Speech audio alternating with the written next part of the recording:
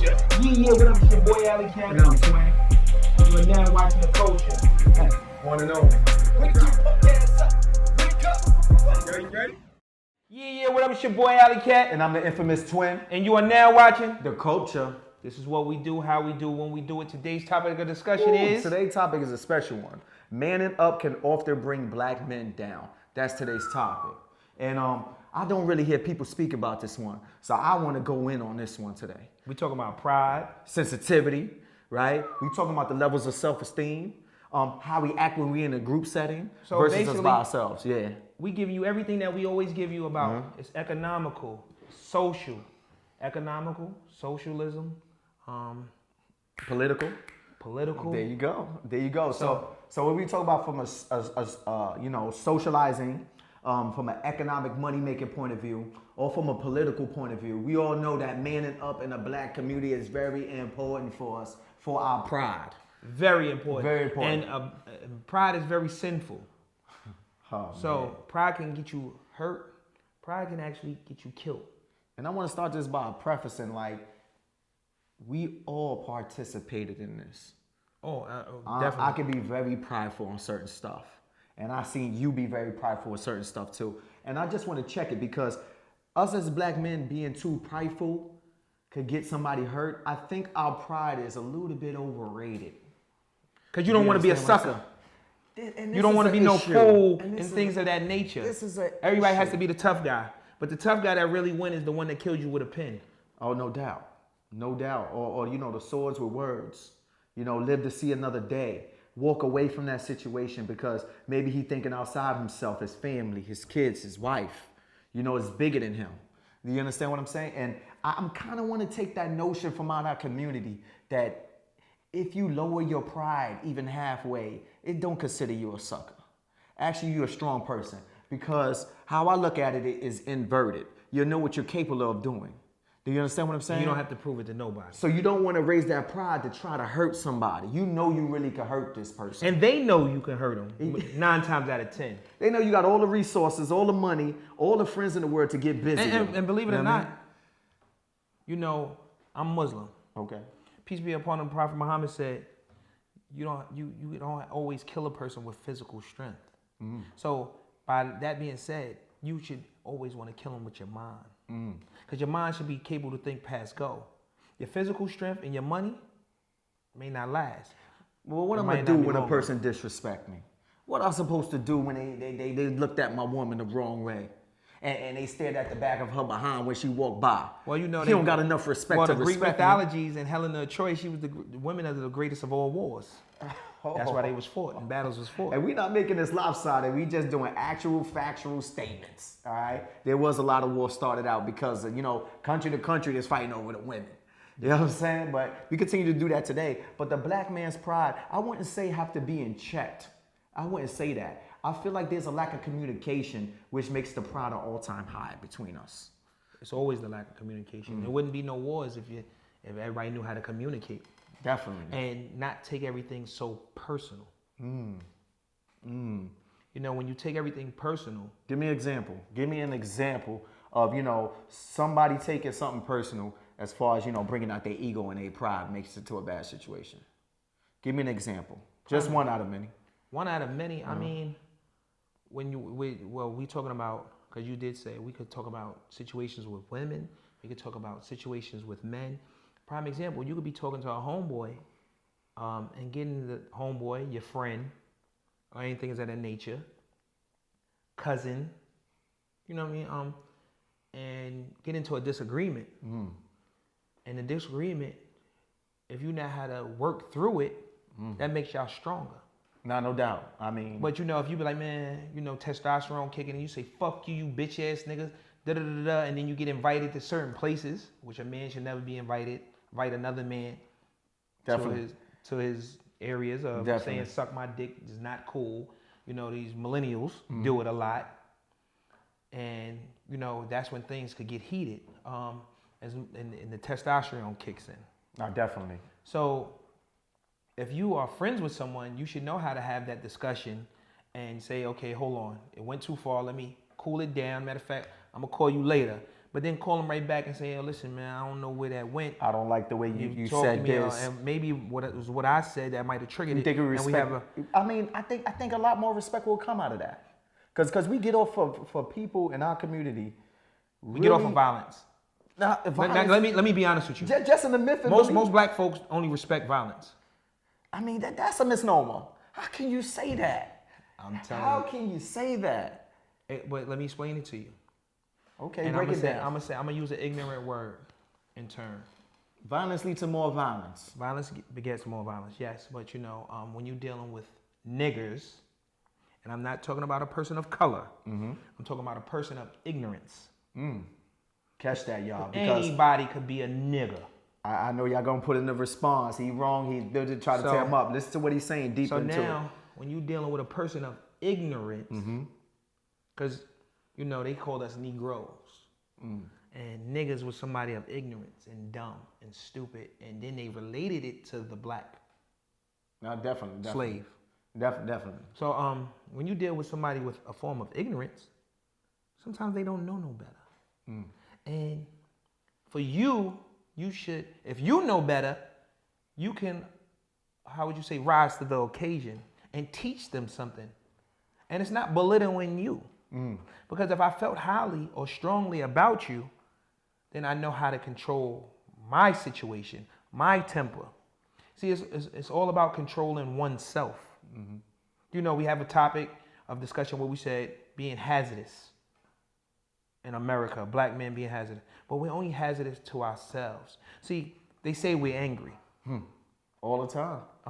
Because of our approach, or they don't like what we said. It becomes ghetto.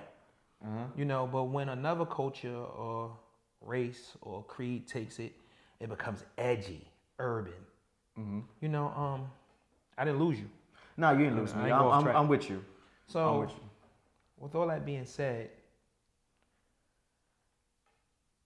you have to be the bigger person. You have to say, okay, it starts with me. It starts with me. So now I control the situation, because now I can come to you with a whole different energy. I don't have to succumb to your energy.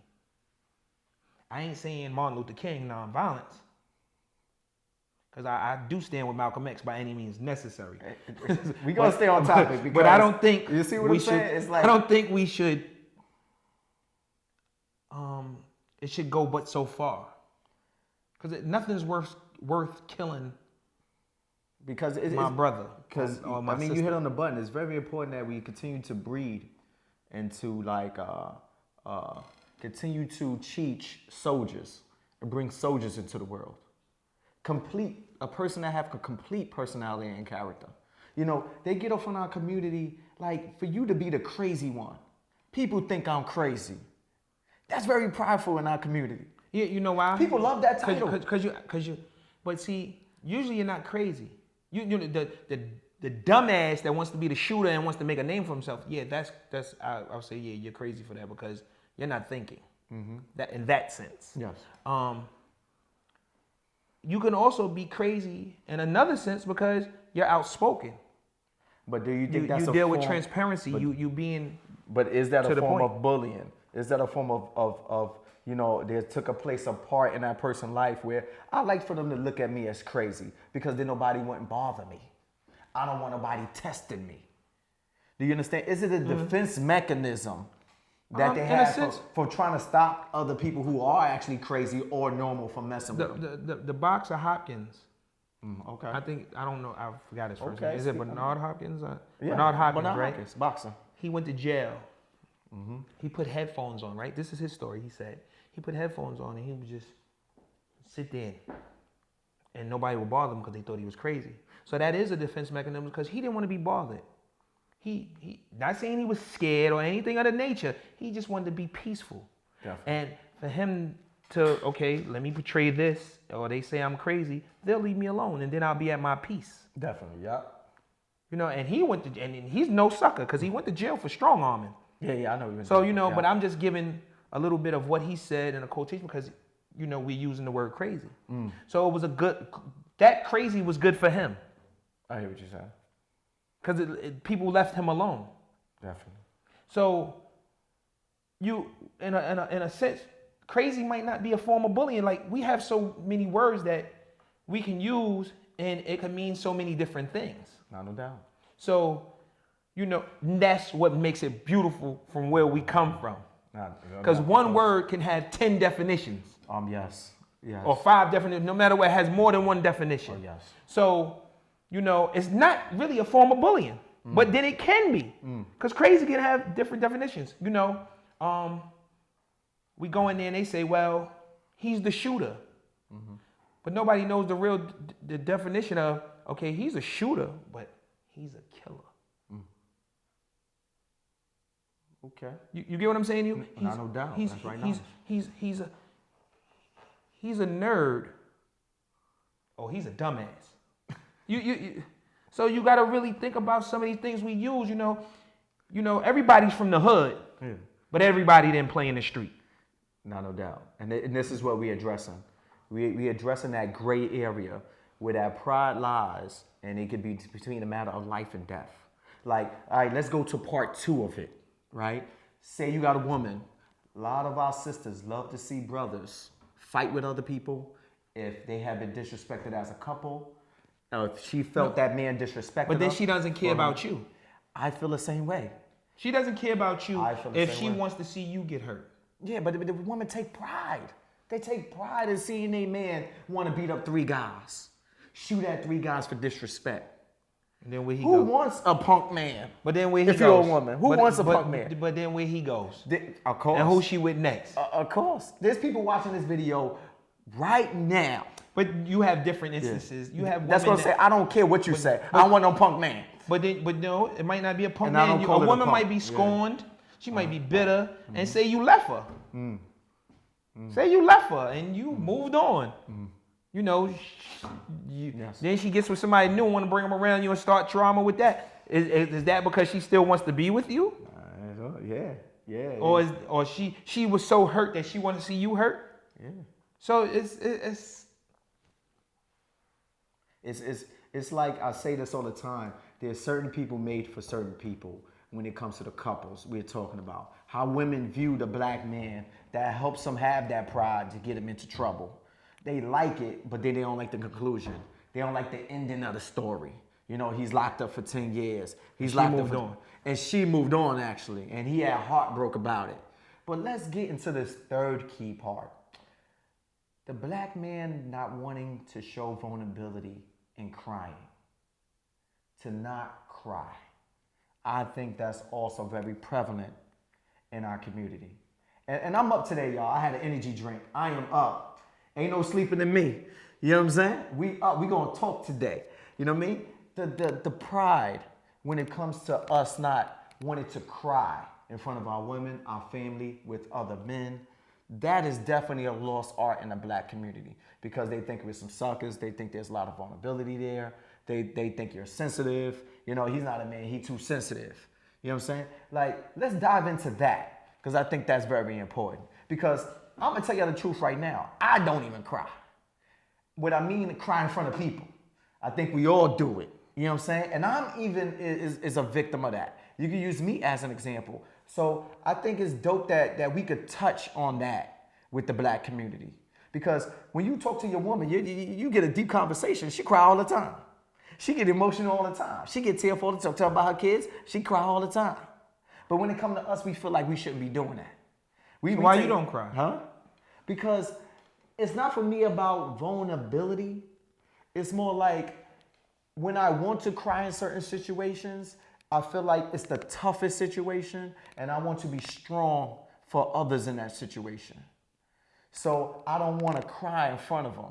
But I may take my cry to the shower. I may take it, you know what I'm saying, at my own private time. But as far as doing it in front of people, I feel like the most times I want to cry is through struggle.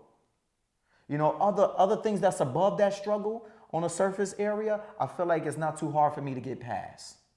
It's not worth me crying over. We could do better. That's why you always hear me from that. All right, we'll do better. We'll get through with it. It'll happen. We'll move forward. But I feel like those times where I want to cry be the most toughest times, and I feel like I got to be strong amongst the peers of my people. So that's why I don't do it. And I feel like maybe I need to.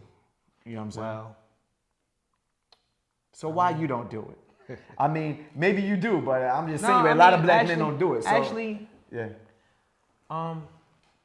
Due to life history, I've came to reality. So within me crying, yes, I can cry.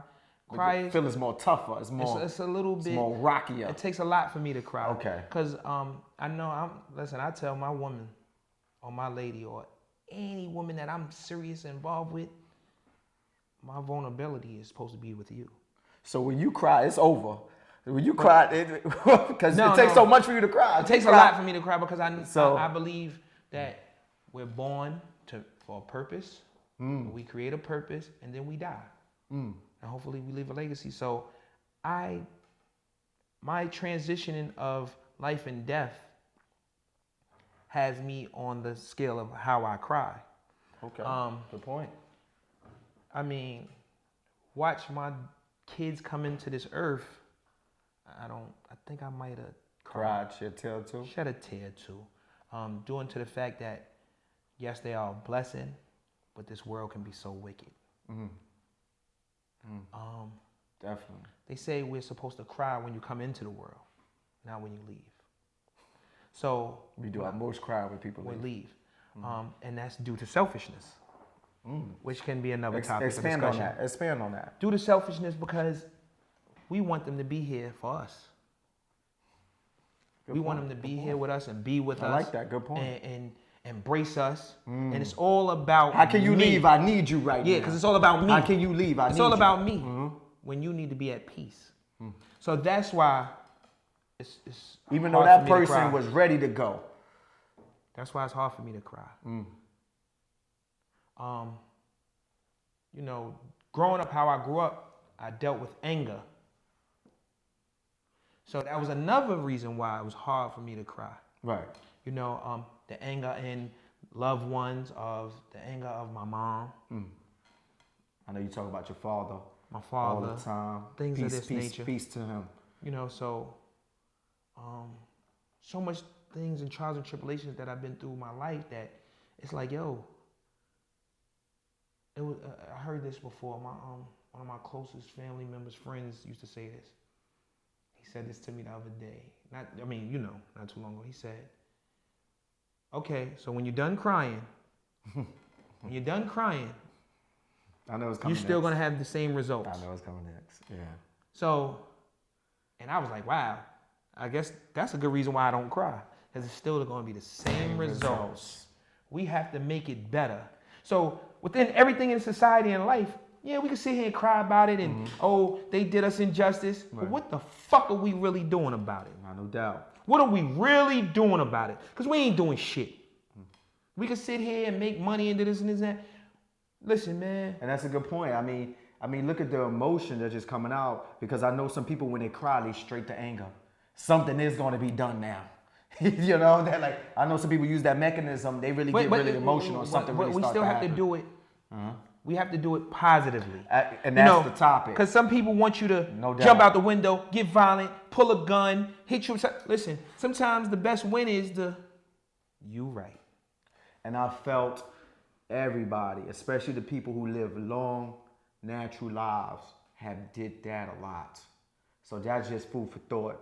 Because let me just end it with this. Just because a person turned down something or, don't want to do something at that time doesn't make them a sucker. You know what's crazy? Doesn't make them sensitive. You tell them no one time. Hold on. You tell them no one time, it's like you never told them yes. That's a great thing. And I'm twin. Yeah. And I'm your boy, Alley Cat. Some of this shit is real shit. It's all real shit. It's not fake shit. I mean. Tell us if you cried. Tell us. We want to know that. And like Jay said, and if you didn't, make the song cry. Because we going to man up. This is All Right, Right, Injection.